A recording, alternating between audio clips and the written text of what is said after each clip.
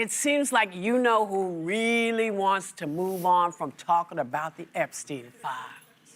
He was asked about the Clintons agreeing to testify before a House Oversight Committee after he snapped at CNN reporter Caitlin Collins. Take a look. A lot of women who are survivors of Epstein's are unhappy with those redactions that came out. Some of them, entire witness interviews are totally blacked out. Do you think that they should be more transparent? They thought they released too much. It was a conspiracy against me, literally, by Epstein and other people. But I think it's time now for the country to maybe get onto something else. But what would you say to people who feel like they haven't gotten justice, Mr. President? Something that people care about. Yeah, what did you say? Go ahead, CNN. What would you say to the survivors who feel like they haven't gotten justice? You are justice? the worst reporter. I don't think I've ever seen a smile on your face. I'm asking you about survivors of Jeffrey Epstein. You know why you're not smiling? Because you know you're not telling the truth. Today we heard that the Clintons set deposition dates to testify before the House Oversight Committee. Any reaction to that in relation? I think it's a shame, to be honest. I always liked him. Her, yeah. She's a very capable woman. Oh, God. So yesterday, House Oversight Committee Chairman James Comer was asked if you know who needs to answer questions about how many times he shows up in the Epstein files. Take a listen. President Trump's name is mentioned more than 1,000 times in these documents. Why not try to get more information from him? Try to get him to testify. Yeah. Well, I've noticed that every time you all do a gaggle like this with President Trump, somebody asks him about Epstein. So he's been answering questions about Epstein. Not under oath. Well, has Bill Clinton ever answered any questions on Epstein or Hillary Clinton? So this is going to be a new opportunity, and we'll go from there. So call me crazy, but I have a dumb question. If former President Clinton is testifying, don't Americans want to hear from you-know-who? Yeah. Who should be testifying as well? Yeah. Well, it seems like to me, first of all, Trump is mentioned in the files 38,000 times. Mm-hmm. So that's why they keep talking to him about it. And the Clintons doing, it seems to me, open up the floodgates to testify, that he has to testify, and Bill Gates and whoever else is in there. And remember that Clinton had to testify under oath about Monica Lewinsky. Right. And so that he set the precedent that a sitting president can testify. But apparently now, as I understand it, he's been given, who's been given such a wide breadth. Does this mean that President Clinton technically doesn't have to testify? If he didn't have to testify... No, he has to, right? They've agreed to, certainly. And I think, the Clintons are playing chess while everybody else is playing checkers. Yeah. And there's just... Because they've already actually submitted sworn affidavits to this House committee. Yeah. I've read them. They are in depth and astute. But I will say this, I think you're right, Joy. I think the fact that a former president is testifying in front of the House committee pursuant to a subpoena sets a high precedent, sets a bar for any president to be called before this committee. Now, the Supreme Court, I think what you're referring to is the Supreme Court just in 2024 sort of held that presidents have almost absolute immunity. But it's not, there are little wiggle rooms there, because what they found was that former presidents have absolute immunity for actions within their conclusive and preclusive constitutional authority, presumptive immunity for all other official acts, and no immunity for unofficial acts. So I would suspect that means he does... that being on the island with Epstein, or being somewhere else with Epstein, or hanging out with Epstein, allegedly, is not an official act.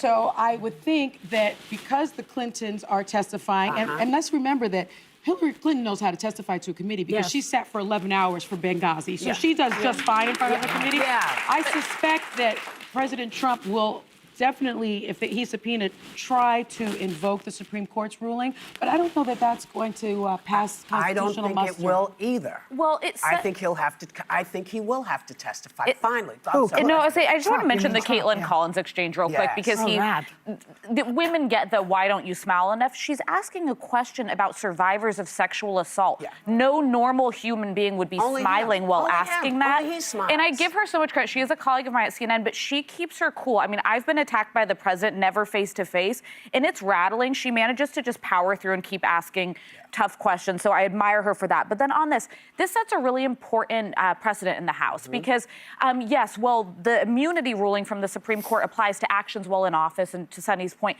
official actions. Some of what Bill Clinton's going to have to testify about is when he left office, and some of the things in which Donald Trump's name comes off were well before he was in office as president. So I think part of why you hear President Trump in that clipping, like, sort of walking back like, oh, I kind of feel bad, I've always liked Bill Clinton, is because he realizes when he leaves office, he could have to testify under penalty of perjury That's why he never and wants to leave. under the threat of contempt, because that's part of why the Clintons went back, is they could have been held in contempt and they could have seen jail time for it. So I think anyone who is congressionally subpoenaed, even if there might be partisan inklings of it, should show up and they should tell the truth under oath. That's your duty. Taking away all the legal talk about what they need to do or what they should do, or, you know, all the other things. The Clintons are the biggest name in these subpoenas. When they show up and say, I've got nothing to hide, I'll answer your damn questions, no one else has anything to cover. They can't hide behind anything else. The Clintons put it down.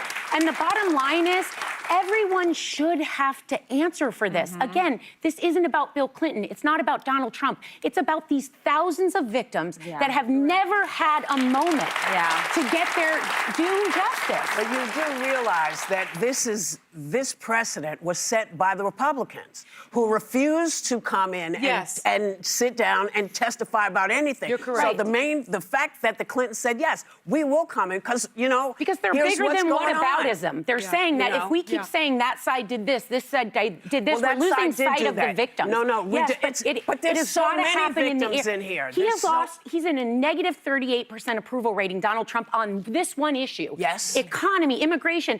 It's like negative 16, negative 38 on this, you guys. So when he says, oh, it's a conspiracy against me, it's not about you. It's actually about these victims, and they need to have transparency on this. Well, it's about the law. It's about the law. When you're subpoenaed, you're supposed to go. Correct. Or they come and take you to jail. Now, you wiggled your behind out of that. And you didn't have to testify. Well, and advisors of his did jail time. Steve Bannon and Peter Navarro decided to defy them and went to jail. When he did testify, when he was deposed, he invoked the Fifth Amendment 400 times. 400 times. And so, you know, he's someone that I think, if called to testify, which I doubt this committee will, unfortunately. You know, all I hear about are these men who are in this scandal on the island molesting these kids. All these men. And yet the only one who's in jail is a woman. Yes. Yeah, but she don't deserves paint it. her pretty. She was an I'm not abuse. She has been accused I'm not saying of she's innocent. It's just ironic, isn't it? That, well, 4 of his closest handlers were women. So and again, I have a question. Maybe this is naive, but why is Hillary Clinton being called in here? She's what does she have to unclear do to with me. it? I'm going to be honest. In her affidavit to the court, to the committee, she indicates that she had met Epstein a few times socially. And so I suspect that's how they've ensnared her in. But I love the fact that the Clintons did what all the other Republicans did, which was provide affidavits. Those Republican subpoenas were released. However, the Clintons subpoenas were not, and they are saying now, no problem. I'll show you. I'm going to show up, and I'm going to do my duty. And as you know who and Bill Clinton have denied any wrongdoing and knowledge of crimes. But it's, you know, it's just to get our footing back. We've got to make sure that our laws, the laws that are in here, the laws that are in here have to be respected. They have to be respected. Because if they are not respected, this is all we're going to see from now on. Congress is a co-equal branch of government. They have to show up. It's insane what's happening. But you know what? We're going to keep saying we want to see it. We want all the information. And the people who need to say this is what I had to do, or this is what happened, it's in your texts. It's there. People can read it. Well, Trump keeps saying, you know, well, let's move on. Let's move. It ain't going anywhere. No, it's not going anywhere. No. And it's not going anywhere because he doesn't have the wherewithal to recognize what America's saying to him, which is, Mr. President. Well, I think he's scared. Can you just tell us what's going on here? You said you would. Can you just people do it? voted for him on this. Don't hold your breath.